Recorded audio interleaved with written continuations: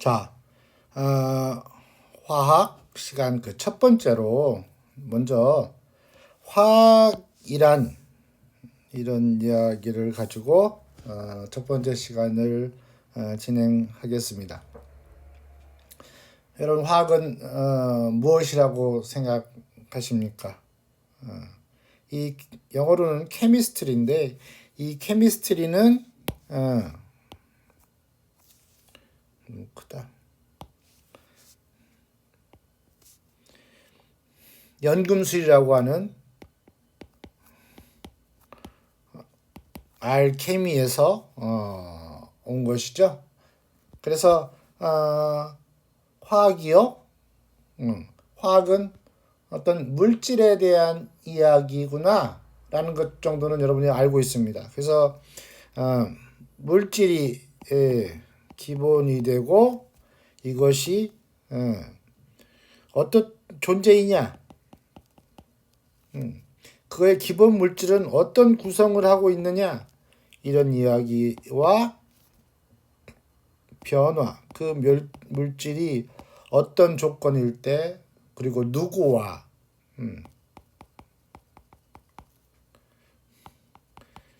변화를 만들어내느냐, 이거에 대한 이야기가 이 안에 들어있다.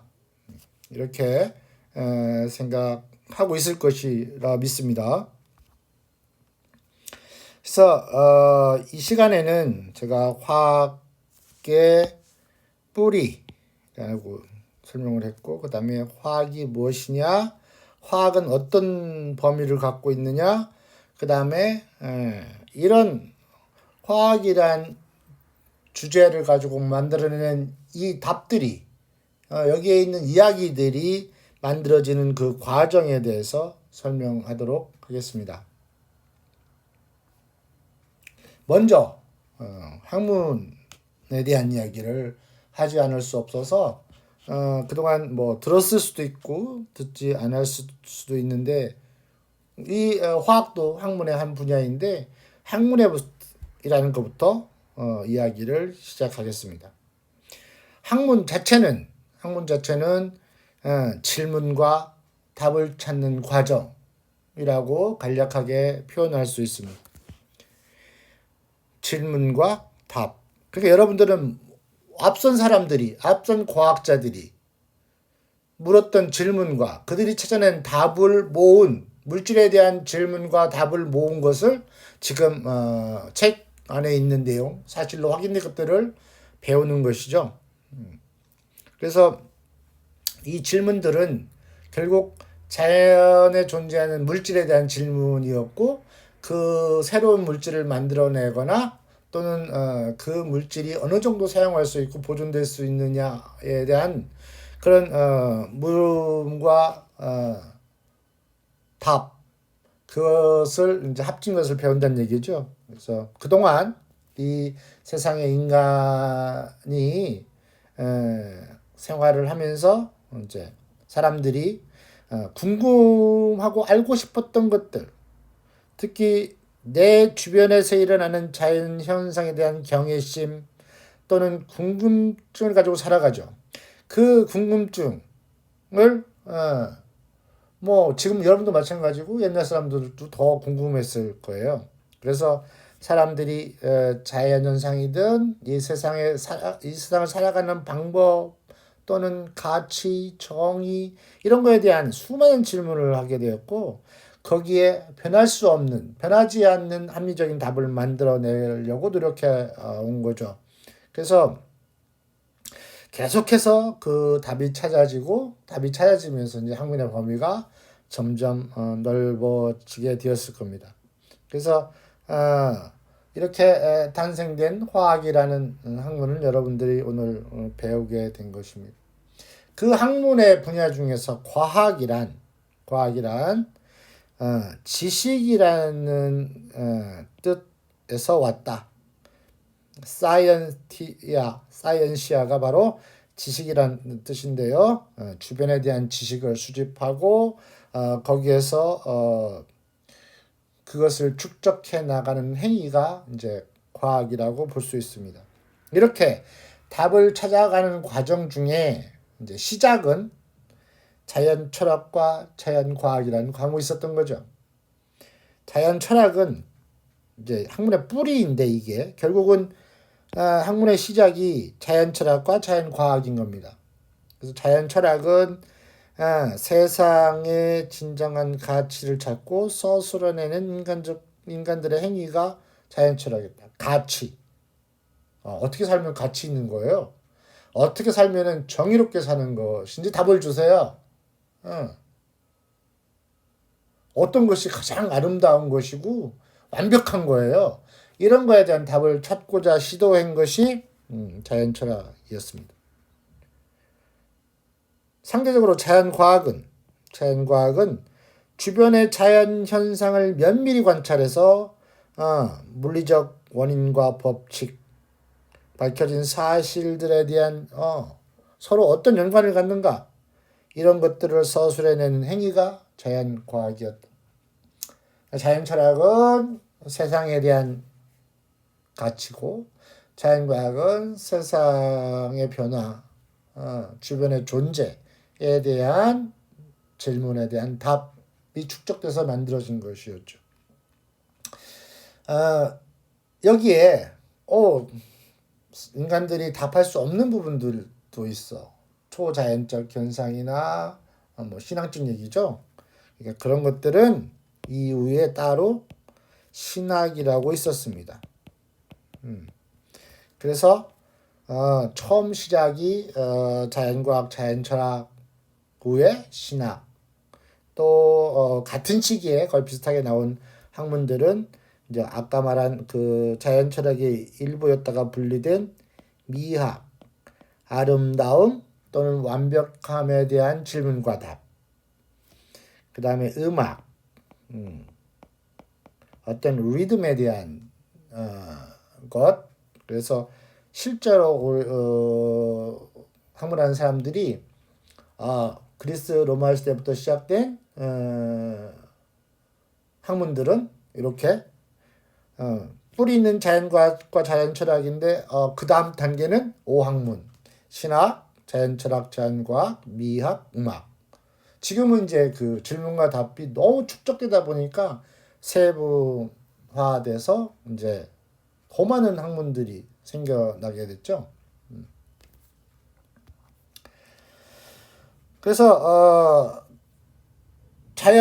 이렇게 5학문 후에 이제 우리가 이제 여러분들이 배울 화학은 자연과학 안에 섞여 있는 건데 자연과학에 대한 질문과 답이 쌓이면서 이제 그 안에서도 중력장, 무중력장, 전자기장, 결국은 운동과 에너지에 대한 이야기만 모아서 물리학이라는 분야가 탄생하게 되고 물질의 조성과 변화에 대한 이야기가 합쳐져서 화학이라는 학문이 만들어지고 살아있는 생명체의 종류와 생명 현상에 대한 이야기들이 모여져서 생물이 되고 지구의 구성과 지각 활동, 결국 흙에 대한 내가 밟고 있는 흙에 대한 이야기가 모여져서 지구과학이 됐죠. 여기에 이제 땅에 대한 이야기가 지구과학인데 하늘에 대한 이야기는 물리에 포함되어 있다라고 보시면 됩니다. 요 그림 자체가 잘 그렸는데 이걸 파워포인트를 굿노트로 옮기면서 이게 무너진 게 있어요. 좀 이렇게 이 라인들이 좀 무너졌는데 원래는 이게 이렇게 됐는데 여러분들 이제 따로 슬라이드도 PPT도 제공될 거기 때문에 이 클래스에 그것을 좀 참조해 주시면 좋겠어요. 자, 그래서 방금 설명한 것처럼 자, 화학은 똑바로 말해서 물질의 조성과 그 변화에 대한 학문이다. 조성, 이거는 무엇으로 이루어졌냐 그런 말이고 그 변화는 변화 물질의 변형, 시간이 지났을 때 변형되는 것, 산화되는 것, 또 뭉쳐지는 것, 뭐 화학 결합이 생긴다든지 다시 분해가 된다든지 이런 것을 모두 포함한 것이 되겠습니다.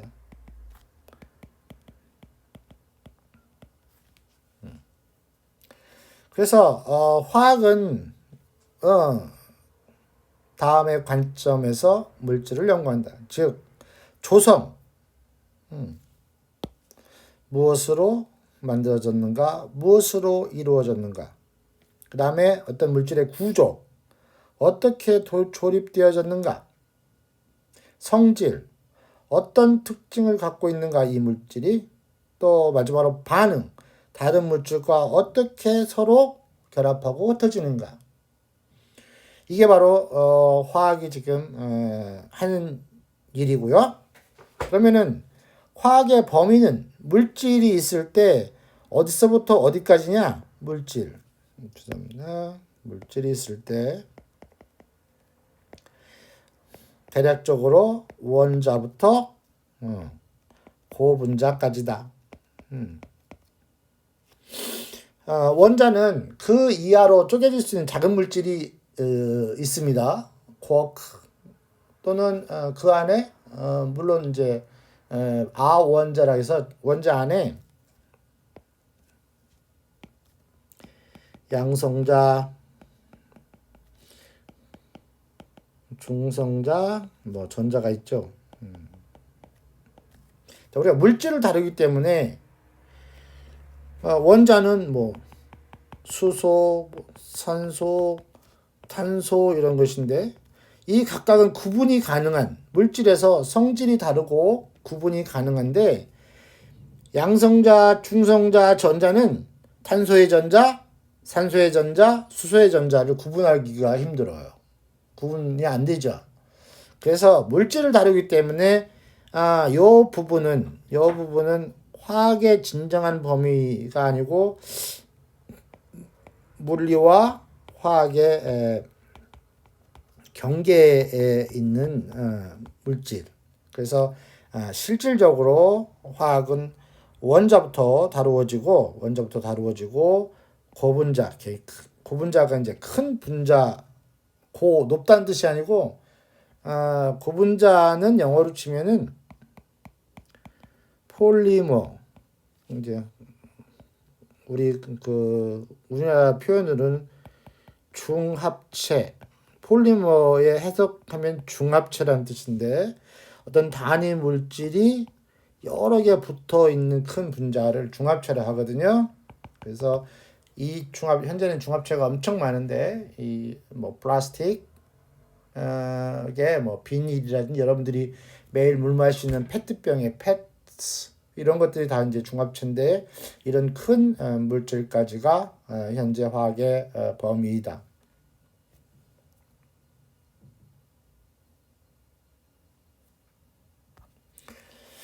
자, 그럼 이 화학을 다시 이제 그 내부적으로 또 분리해 보면 우리가 화학 안에 물리화학, 분석화학, 생화학, 무기화학, 유기화학으로 다시 구분이 됩니다. 그래서 물질과 조성 변화를 연구하긴 하는데 물리화학은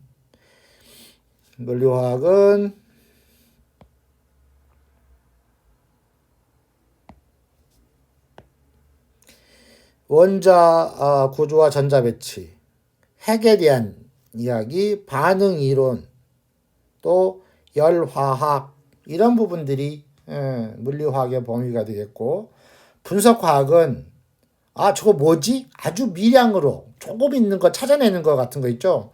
여러분들 CSI 무슨 영화 미국 드라마 보면은 어떤 범인이 남기는 흔적을 찾아서 화학적인 흔적을 찾고 막 이런 것들 같이 물질의 분리나 농도, 환경 리포트, 산과 염기, 물 이런 것들을 연구하는 게 분석화학이라고 보시면 되고 생화학은 바이오와 케미스트리의 합성어인데 생물들 안에 있는 물질들을 연구하는 거죠.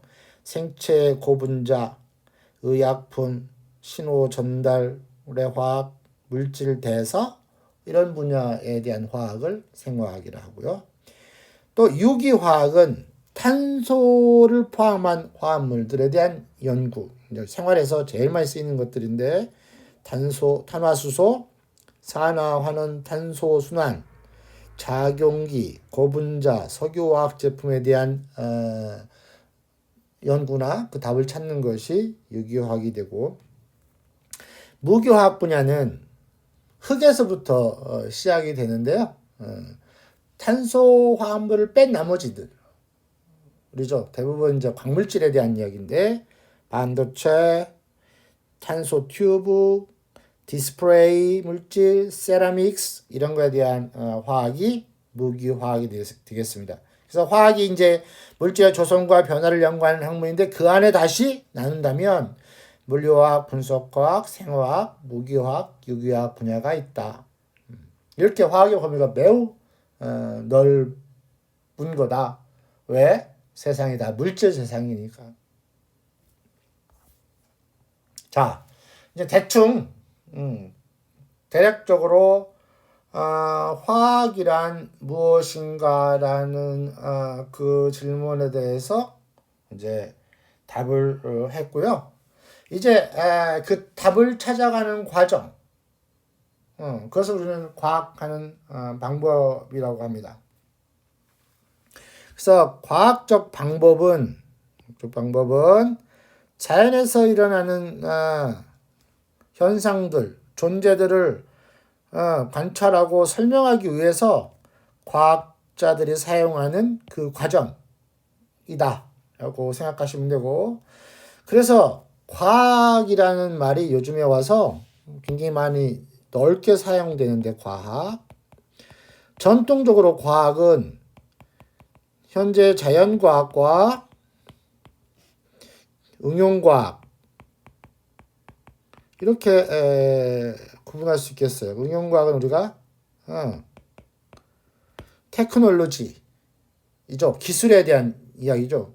대학으로 치면은 자연대학, 물리화학, 수학, 생물학이 있는 자연과학과 공학, 항공공학, 전자공학, 기계공학 뭐 이런 공학들이 있는 응용과학으로 우리가 구분해서 생각하는데, 간혹가다가 이 현역 이제 학생이다 바로 고등학생에서 온 사람들은 모를 수도 있는데 일부는 알 수도 있을 것 같아요. 대학에 가면은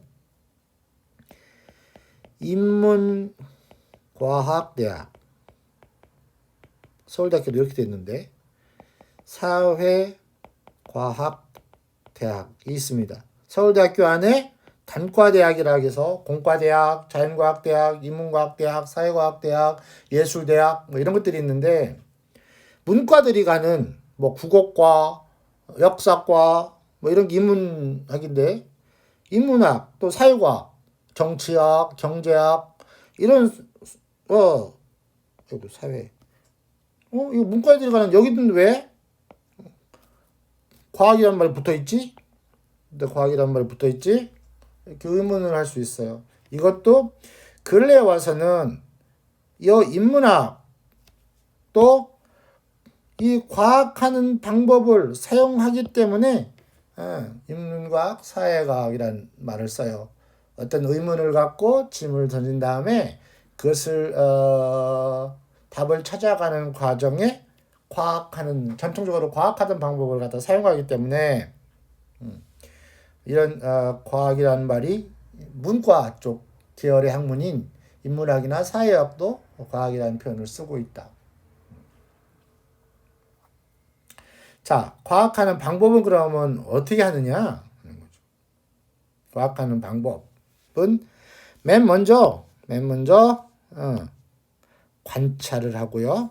관찰을 하고 그 다음에 이 관찰한 것을 바탕으로 해서 그동안 앞선 사람들이 답을 냈던 것들을 참조해가지고 저 현상은 이럴 것이다 라는 가정을 세운 다음에 이 가정이 맞았는지 틀렸는지 실험, 실험하고 검증하는 과정을 거칩니다. 실험하고 검증하는 과정을 거쳐. 그 다음에 검증이 끝나면 가설이 맞았으면 가설이 사실이 된 거고, 가정이 틀렸으면 새로운 답을 찾는 새로운 가정을 세워서 답을 만들어내게 되죠. 그래서 결론을 내면 그것이 이제 이론으로 굳어지게 됩니다. 그래서 관찰, 다시 자연에서 일어나는 사건을 관찰하고 측정하여 얻은 사실이죠. 자, 관찰을 설명하는 가정을 세우고 이 가정을 검증하는 과정을 거치게 됩니다. 꼭 실험만 있는 것은 아니에요. 실험만을 통해서 거칠 수 있는 게 아니라 이론적 계산도 할 수 있고, 또 실험도 할 수 있고, 또 조사도 할 수 있고, 방법은 더 있는 거죠. 꼭 실험실에서 실험해야만 답을 얻을 수 있는 것은 아니죠. 그래서 많은 물리적 사실들은 계산한 다음에 다시 실험으로 확인하는 이런 과정을 거쳐서 확실한 사실로 굳어지게 됩니다. 자, 이론이라고 하는 이 안에 이제 과정에 뭐 법칙이라는 것도 나오고, 법칙들이 모여져서 더 큰 이론이 되어져 갑니다. 자, 이 과정을 거쳤더라도 그 과정 중 검증할 수 있는 방법의 한계, 검증의 한계가 있을 수 있어요. 자, 원자는 더 이상 쪼갤 수 없는 물질이다. 그때는 더 이상 쪼갤 수 있는 방법이 없었는데 시간이 지나서 원자를 중성자로 세게 때려봤더니 뽀개지더라. 작은 알갱이로 부서지더라. 그래서 새로운 기술 때문에 이제 시간이 지나면서 새로운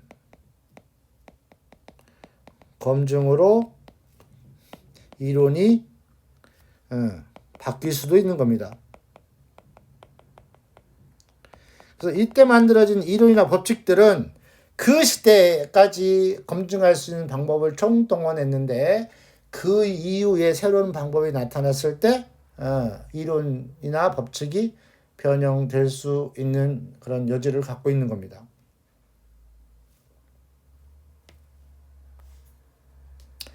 자, 다시 한번 볼게요. 그래서 정리를 하게 되면 과학적 방법, 관찰을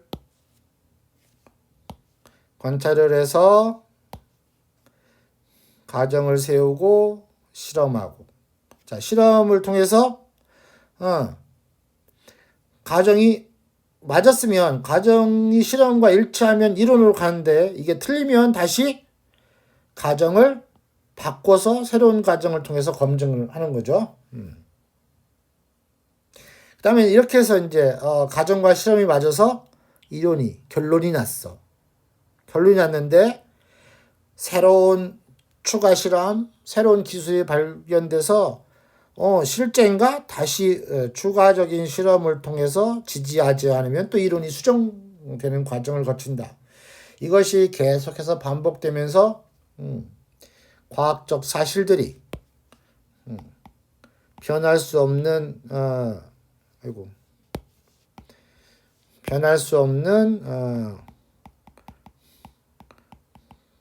과학적 사실들이 축적되는 그런 과정을 거쳐왔습니다. 이렇게 해서 여러분들한테 화학이 무엇이냐와 오늘은 과학하는 방법에 대해서 설명을 드렸어요. 이 동영상 강의의 장점은 반복해서 들을 수 있다는 겁니다. 그래서 한번 봐서 이해가 안 되거나 좀 뭔 소리야? 했을 때는 한번 반복해서 들어보는 것이 방법이다. 이렇게 설명을 드립니다. 질문이 있으신 분은 메일로 질문을 해주시기 바랍니다. 그래서 오늘 강의는 여기까지. 그래서 과정 소개와 화학이 무엇이고 과학하는 방법이 어떤 거냐라는 설명으로 첫 주 첫 시간을 모두 마치겠습니다. 여러분 반가웠습니다.